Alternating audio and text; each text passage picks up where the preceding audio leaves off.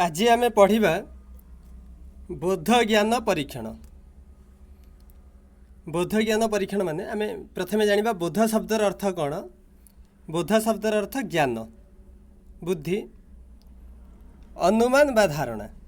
बोध ज्ञान आम गोटे विषय रे आमर निजर बुद्धि प्रयोग करी बा से विषयटी प्रति आम केते धारणा पाई परिछु, से विषयटी रे आम केते धारणा पाई परिछु ता उपरे अनुमान करिबा बोध ज्ञान। बोध ज्ञान परीक्षण अवबोध परीक्षण ओडिया रे गोटिए अनुच्छेद बा गद्यांशटीए बा काव्यांशटी को आमको पढ़ी ताहा उपरे आमे केते ज्ञान आहरण करि परिबा बा ताकू संपूर्ण रूपे बुझी परिबा बा ता उपरे धारणा प्राप्त हेबाकू बोध ज्ञान कहुए। एही बड़ी बोध ज्ञान परीक्षण विषय रे मुझे कहबी। अवबोध परीक्षण जोटा आमर परीक्षा रे गोटे गद्यांश आउ गोटे पद्यांश आसीथिबो। आमको यही गद्यांशटी बा अनुच्छेदटी को आउ कवितार अंशटी को भल भावे पढ़ी ता तले दिया जाइथिबा प्रश्न गुड़िकर उत्तर देबाकू हेबो। प्रकृत रे जो अनुच्छेदटी जो गद्यांशटी दिया जाइथिबो सेथिरे निर्दिष्ट विषय रे तार प्रकृत तथ्य आउ भावगत विषय को आमे केते शीघ्र ओ केते परिमाण रे बुझी पारिछंती बा बुझुथिबा विषय को आमे केते भल भावे स्मरण करी मने रखिछंती ताहाकू विचार करिबा हेउची ही अवबोध परीक्षणर मौलिक वैशिष्ट्य। तो देखिबा अवबोध अर्थ कौनसी लेखा को बुझी पारिबा ओ प्रकाश करिबार क्षमता अर्जन करिबा। लेखाटी को पढ़ी जदि ताकू ठीक भावरे बुझी न पारिबा तेबे आमर अध्ययन निरर्थक होइजिबो। ए जो अवबोधर अर्थ है आमे जो पाठ्य विषयटी को पढ़िबा, जो अनुच्छेदटी को गद्यांशटी को बा पद्यांशटी को ध्यानर सहित पढ़िबा ताकू ध्यानर सह पढ़ी सरल ओ सहज भावरे बुझी पारिबार क्षमता को ही अवबोध परीक्षण बोली कहा जाए। लेखाटी को जदि आमे पढ़ी करी बुझी न पारिबा तो आमे जहाँ अध्ययन कले तार कौनसी प्रयोजन बा लाभ न थाए। भावर विनिमय पई दुईटी माध्यम थाए, गोटे है लिखित बा पठन लेखा जाइथिबो ताकू पढ़ी बुझी पारिबा, आउ गोटे कहिबा बा सुनिबा सेटाकू भल भावरे सुनी करी बुझी पारिबा। यह ही भावर आदान प्रदान। जदि आमे लेखाटी को भल भावे पढ़ी करी बुझी न पारिले तेबे आमे जो अध्ययन कले जो पढ़िले तार कौनसी लाभ नहीं, जहाँ अध्ययन कले ता निरर्थक अटे। एठारे प्रसंग क्रमे उल्लेखयोग्य जे प्रत्येक लेखा आक्षरिक अर्थ प्रकाश करी केवल तथ्य परिवेषण करे नाही, सेथिरे नाना कलात्मक अभिव्यंजना, श्लेष, विद्रूप, वक्रोक्ति और इंगित धर्मिता थाई पारे। आमे एठारे प्रसंग क्रमे उल्लेख करा जाइछि। आमे जहाँ पढ़िबा सबुकिछि आक्षरिक अर्थरे न थाए, सबुकिछि सहज सरल भावरे न थाए। आमको किछि लेखा गुड़िक कौन होइथिबो कलात्मक अभिव्यंजना अर्थात कलात्मक दृष्टि किछि आमको अभिव्यंजना बा सूचना प्रदान करुथिबो। श्लेष अर्थात किछि अलंकार युक्त होइथिबो, विभिन्न अर्थरे एक शब्दर प्रयोग होइथिबो। आमे जेमिति पूर्व।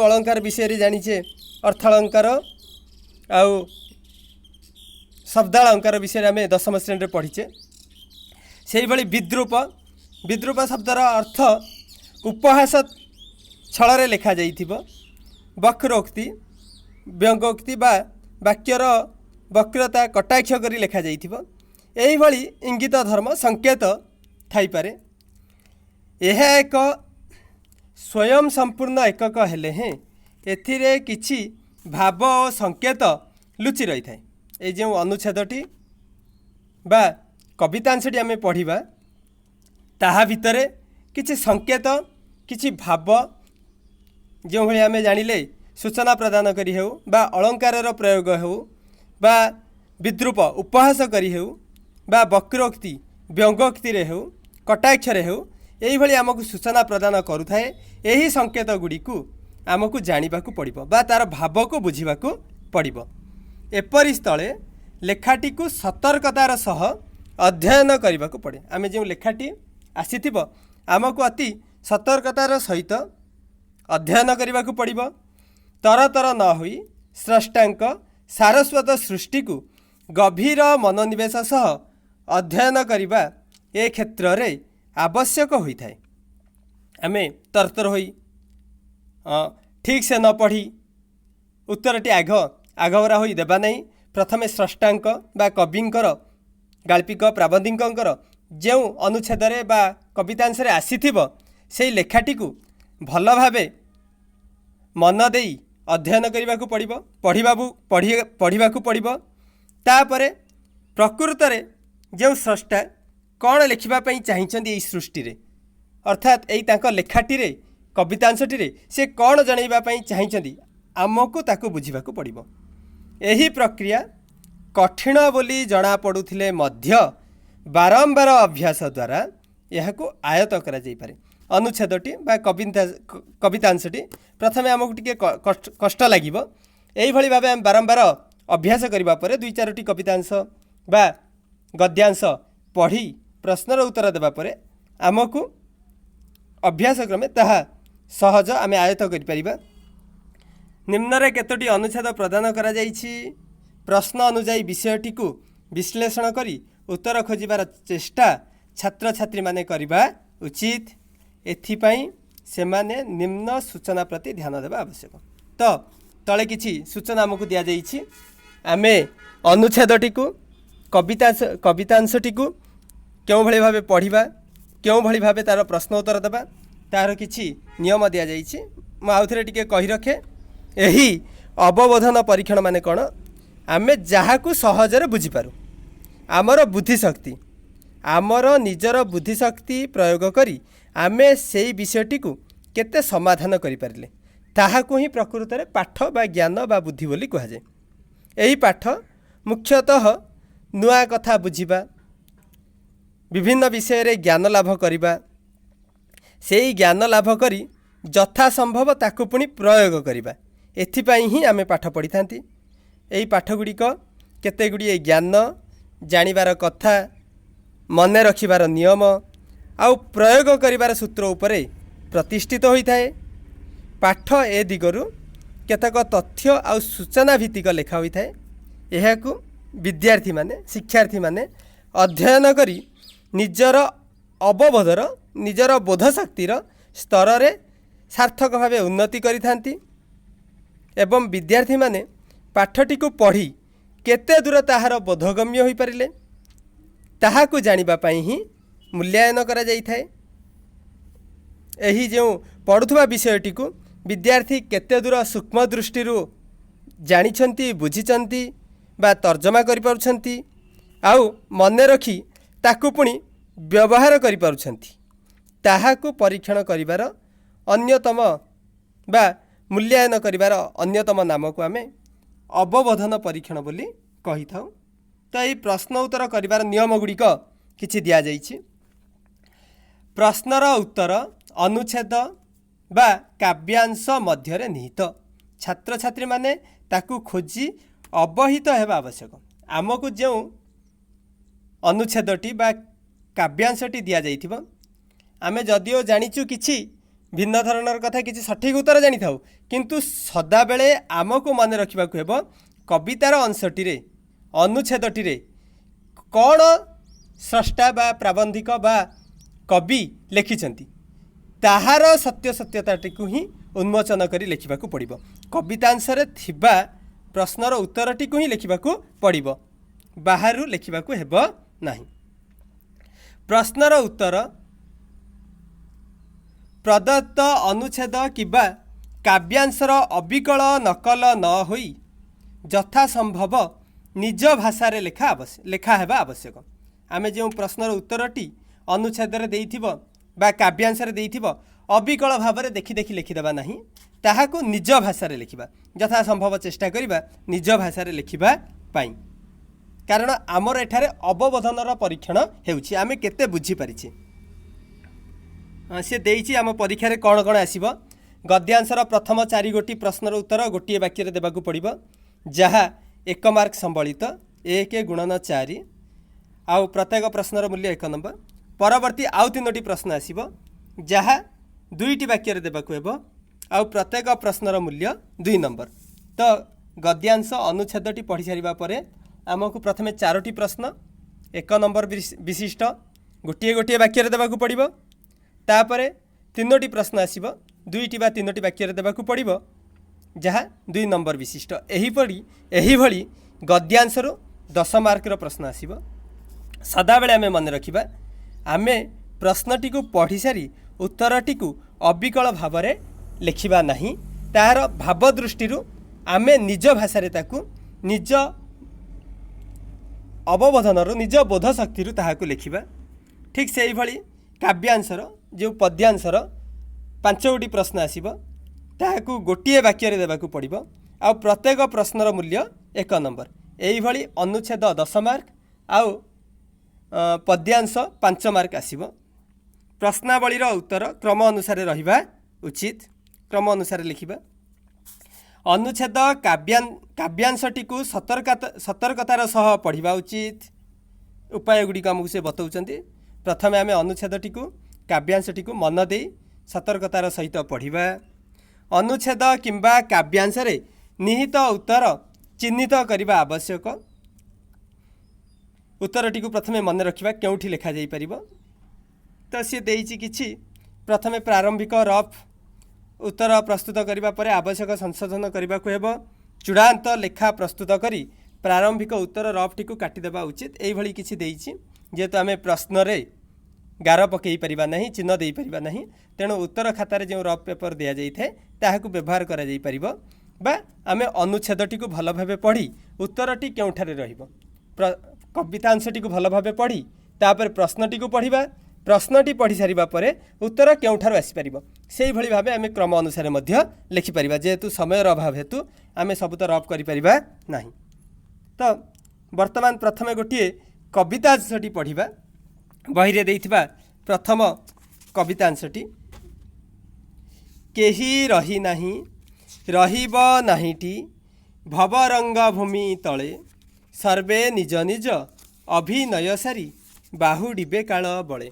कौन कहउचंती एडा कवि राधानाथ रायंकर लेखा। केही रही नाही रहिब नाहीटी भवरंग भूमि तले। एई भवरंग एई पृथ्वी रे एई मृत्यु लोक रे आमे कौन करिसंती एई पार्थिव शरीर को धारण करी एठी समस्ते भवरंग तले आमे अभिनय करुछंती। जेमिति एक नाटक रे यात्रा रे जेमिति 3 घंटा 4 घंटा पई अभिनय करती, किए नायक किए खलनायक किए नायिका यही भली अभिनय करती। ठीक से ही भली आमे एठाकू यही भवलोक रे किए छात्र किए शिक्षक किए डाक्टर प्रभृति विभिन्न निज निजर किए पिता किए पुत्र यही भली अभिनय आमे करुछंती। यही भवरंग भूमि तले आमर अभिनय सरीगला परे आमे कालर कबल कालर बल कबलित होई पुणी इह धाम को त्याग करने को पड़ो। यह केमी भली निजर अभिनय सारी जावा परे किए मध्य एही पृथ्वी रे निज अभिनय सारी एठारे रहीजिबे एही भली दृष्टिगोचर हुए नहीं। समस्त को निज निज अभिनय सारी कालर कबल रे बाहुड़ीबाकू होईची आउ समस्ते मध्य बाहुड़ी जिबे। स्मृति तीर्थेजार नाम होइअछि अमर वर्णे अंकित पुण्य श्लोक ऐर नरपति हेले काल तुंडे कबलित। तो से कहते यह सत यही भवलोक किए रही नहीं बा किए रहिबे नहीं, निजर अभिनय सारी बाहुड़ी जिबे, किंतु किए केउं भली भाବରେ निजर अभिनय करि पारुछंती, निजर अभिनय रे अन्य को प्रभावित करि पारुछंती बा अन्यर हृदय रे स्थान विस्तार करि पारुछंती बा निजर बदान्यता हेतु अन्यर उपकार करि पारुछंती, ताहा ହେଲା प्रकृत रे महानता महत्व। से कथा कहउछंती आमर किछि एही भली अभिनय करुथबा नायक नायिका प्रभृति आम स्मृति रे रही जाती, सेही भली किछि आम एही भवलोक रे आम एही उत्कल भवलोक रे आसी अभिनय करी बाहुड़ी जाइथिबा किछि अभिनेता मानकर स्मृति रूपक तीर्थ रे तांको नाम गुड़िक अमर वर्ण रे, जार केबेले जी मरणशील नुहंती, जार केबेले मृत्यु नहीं, एही भली अमर वर्ण रे अंकित हो जाई अछि, चित्रित हो जाई अछि। केउ माने से माने किए, से माने हेले पुण्य श्लोक ऐर नरपति हेले काल तुंडे कबलित। एही भली ऐर खारवेल प्रभृति नरपति राजा हेले मध्य से कौन करथिले, कालर प्रभाव रे एइठारे कबलित होइचंती। अन्य दृष्टि से आमको जनइबा पई चाहुचंती सी महान योद्धा होइथांतु, राजा होइथांतु, सम्राट होइथांतु बा दिन गरीब प्रजा मध्य होइथांतु, समस्तंक पई मृत्यु सुनिश्चित। किए हेले मध्य कालर प्रभाव रे निजको बंचाई रखि परिबे नाही। तो जो भली भावे अमर वर्ण रे जो ऐर खारवेल उत्कल रे समस्तंक मानस पटल रे अछंती, सीए मध्य कालर प्रभाव रे कालर तुंड रे कबलित होइचंती, सी मध्य मृत्युवरण करी एई भवलोक को छाड़ी चली जाई अछंती। काहीं गले इंद्र द्युम्न महीपति उत्कल गौरव रवि नीलाचले स्थापी एही कीर्तिकली कलुष पर्वत पवि। तो काहीं गले इंद्रद्युम्न महीपति, इंद्रद्युम्न राजा विषय रे एठारे कवि कहिसंती, इंद्रद्युम्न राजा से केउ आड़े गले, किंतु से जो कीर्ति करथिले, जो नीलाचल रे स्थापना करथिले निजर कीर्तिर कली को, कली शब्दर अर्थ कढ़ी को, यह ही तांकर उत्कलर गौरव, सी ही उत्कलर गौरवर रवि सदृश थिले। रवि सूर्य जमिति निजर देदीप्यमान सूर्य किरण रे समग्र पृथ्वी को जमिति अंधकार दूरेई दी उज्जलान्वित करती, ठीक से ही भली इंद्रद्युम्न महीपति मध्य राजा मध्य उत्कलर गौरव थिले, उत्कलर सूर्य सदृश थिले। से कौन करथिले, नीलाचल रे जगन्नाथंकर मंदिर स्थापना करथिले, कीर्ति कढ़ी को स्थापना करथिले। कौन पई, कलुष पर्वत पवि, अर्थात कालीमा पाप, केते पाप, पर्वत सदृश पाप, पवि शब्दर अर्थ वज्र। जो भली भावरे पर्वत रे वज्र पड़िबा क्षणी पर्वत चूर्ण विचूर्ण हो जाए, खंड विखंडित हो जाए, ठीक से ही भली कालीमा रूपक पर्वत रे पवि वज्र पड़िबा भली कौन कले वज्र पड़े, अर्थात नीलाचल रे जो से स्थापना करिसेंती नीलाचलनाथंकर जगन्नाथंकर मंदिर, से मंदिर रे जगन्नाथंक दर्शन करने क्षण ही समस्त पाप पंकिल आम ठारू दूरे जाए। जो भली भगवान कृपार वज्र प्रहार होई से पाप पंकिल गुड़िक दूरे जाई थाए। जो भली कथारे कहती, 7 थर जीवु गंगा, 3 थर जीवु चंद्रभागा, थरटीए मात्र श्रीक्षेत्र गले दुख बुझीब से जगा। यही भली भावरे सी मध्य काल गर्भे भवे लीन हेले केते महीपति महाजसा होई अछि जांक जीर्ण सौध एबे व्याघ्र भल्लुकर बसा। से भली ऐर खारवेल उत्कल प्रतिष्ठित करिथिबा नीलाचलनाथंक मंदिर इंद्रद्युम्न, एही भली केते महान महान महीपति माने राजा माने जस ख्याति कीर्ति को अर्जन करिथिबा राजा माने कालर गर्भरे एही भवरु लीन होइचंती, कालर कबल रे कबलित होई एठारू सेमाने विदाय नैचंती मृत्युवरण करिसंती। आउ सेमानंकर करिथिबा होई अछि जांक जीर्ण सौध हेबे व्याघ्र भल्लुकर वर्षा। सेमाने जो सौध विराट बड़ बड़ अट्टालिका जो स्थान को जीवाकू लोकंक मनरे सेतेबेले प्रजा मानक मध्यरे भयजात हेउतिला, जहाँ भीतर को प्रवेश करिवार साहस साधारण लोकंकर नथिला, सेही भली एबे विराट बड़ बड़ सौध गुड़िक एबे जीर्ण शीर्ण अवस्था आसी पहुँची जाइछि। आउ सेही गुड़िकर एबे कौन करुछंती व्याघ्र भल्लुक प्रभृति बाघ भालु प्रभृति बासस्थान होइछि बा बसा करिछंती। तेणु एठार मध्य कवि जणाई देबाकू चाहिंचंती जे माया मोहरे अहंकार रे न पड़ी आमे जहाकू एते लोकंक प्रति अन्याय अत्याचार न करी आमे जेउठी गर्व अहंकार करू ताहा मध्य क्षणस्थायी नुहे। संसार रे एइठारे जहार सृष्टि होइछि ताहार विनाश हब, कारण यह हेउछि भवलोक बा मृत्यु लोक। शैबाल पाषाण भेदिरे सौद होइछि नीलबरण, कृमि तंतुजाल होई अछि एबे गवाक्षर आस्तरण। शैबाल पाषाण भेदिरे सौध होइछि नीलबरण, अर्थात जो तांकर विराट बड़ बड़ सौध गुड़िक विराट बड़ बड़ अट्टालिका गुड़िक सेई तांकर राजदरबार गुड़िक वर्तमान कौन होइछि शैबाल शिउली तांकर सेई पाषाण खंड गुड़िक कांथ गुड़िक वर्तमान शिउली रे परिपूर्ण होई वर्तमान नील वर्ण को धारण करिसंती। आउ पूर्व भली सेई सौध गुड़िक अट्टालिका गुड़िक सुंदर देखा जाउ नाही बा से भली आउ तेजियान नाहांती।